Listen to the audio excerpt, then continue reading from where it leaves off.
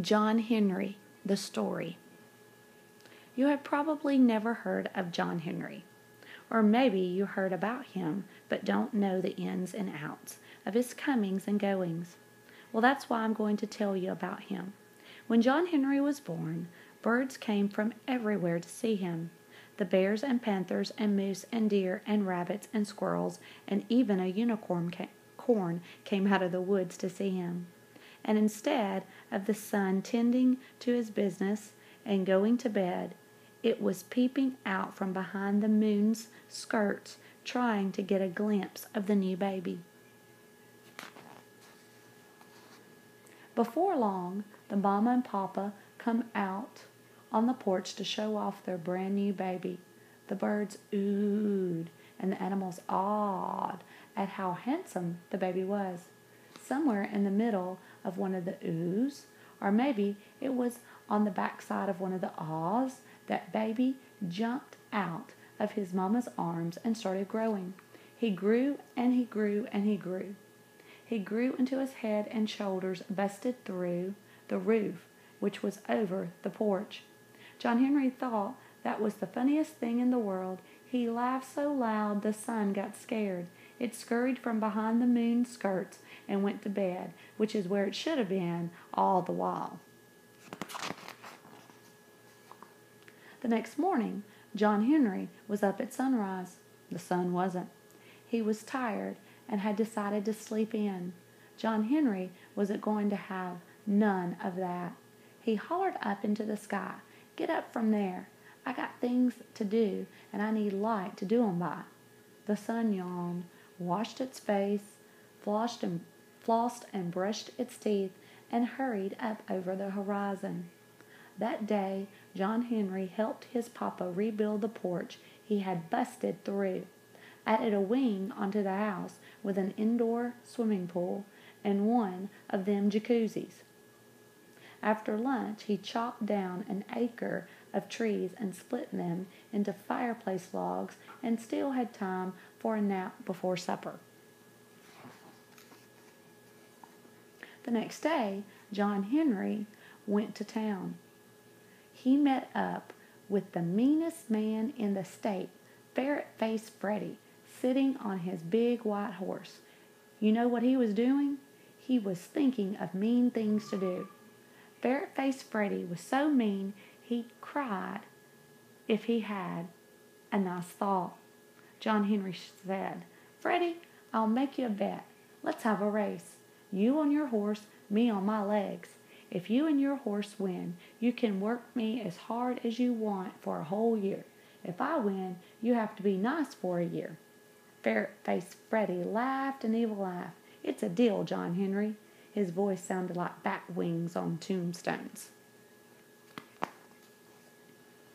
The next morning, folks lined up all along the way the race would go. John Henry was ready. Ferret-Faced Freddy and his horse were ready. Bang! The race was on. My great-granddaddy's brothers, cousins, sister-in-laws, uncles, aunt was there that morning. She said everybody saw Ferret-Faced Freddy ride by on his big white horse, and they were sure enough moving. Didn't nobody see John Henry. That's because he was so fast the wind was out of breath trying to keep up with him. When Ferret-Faced Freddy crossed the finish line, John Henry was already on the other side, sitting in a rocking chair and drinking a soda mom. After that, Ferret-Faced Freddy was so nice everybody called him Frederick the Friendly. John Henry decided it was time for him to go on down the big road. He went home and told his mama and daddy goodbye.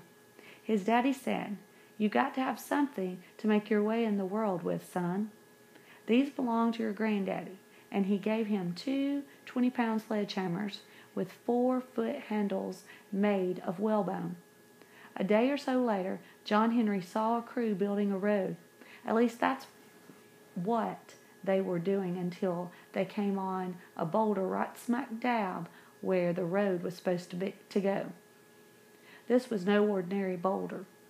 It was as hard as anger and so big around, it took half a week for a tall man to walk from one side to the other. John Henry offered to lend them a hand. "That's all right. We'll put some dynamite to it." John Henry smiled to himself. "Whatever you say." The road crew planted dynamite all around the rock and set it off. Kerboom! Blamity, blamity, boom, boom! Bang, boom, bang! That dynamite made so much racket, the Almighty looked over the parapets of heaven and hollered, "It's getting too noisy down there." The dynamite kicked up so much dirt and dust it got dark. The moon thought night had caught her napping, and she hurried out so fast she almost bumped into the sun, who was still climbing the steep hill toward noontime. When all the commotion from the dynamite was over, the road crew was amazed. The boulder was still there. In fact, the dynamite hadn't knocked even a chip off it. The crew didn't know what to do. Then they heard a rumbling noise. They looked around, and it was John Henry laughing. He said, "If you gentlemen would give me a little room, I got some work to do." "Don't see how you can do what dynamite couldn't," said the boss of the crew. John Henry chuckled. "Just watch me."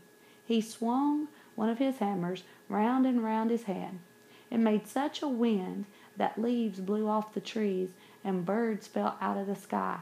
Ring! The hammer hit the boulder. That boulder shivered like you do on a cold winter morning when it looks like the school bus is never going to come. Ring! The boulder shivered like the morning when freedom came to the slaves. John Henry picked up his other hammer. He swung one hammer in a circle over his head. As soon as it hit the rock, ring! The hammer in his left hand started to make a circle, and ring! Soon the ring of one hammer followed the ring of the other one so closely it sounded like they were falling at the same time. Ring, ring, ring, ring! Chips and dust were flying from the boulder so fast that John Henry vanished from sight. But you could still hear his hammers. Ring, ring! The air seemed to be dancing to the rhythm of his hammers. The boss of the road crew looked up. His mouth dropped open. He pointed into the sky. There in the air above the boulder was a rainbow. John Henry was swinging the hammer so fast he was making a rainbow around his shoulders. It was shining and shimmering in the dust and grit like hope that never dies. John Henry started singing. "I got a rainbow, ring, ring, tied around my shoulder, ring, ring. It ain't gonna rain, no, it ain't gonna rain, ring, ring." John Henry sang and he hammered, and the air danced, and the rainbow shimmered, and the earth shook and rolled from the blows of the hammer. Finally, it was quiet. Slowly, the dust cleared. Folks could not believe their eyes. The boulder was gone. In its place was the prettiest and straightest road they had ever seen. Not only had John Henry pulverized the boulder into pebbles, he had finished building the road. In the distance, where the new road connected to the main one, the road crew saw John Henry waving goodbye, a hammer on each shoulder, the rainbow draped around him like love.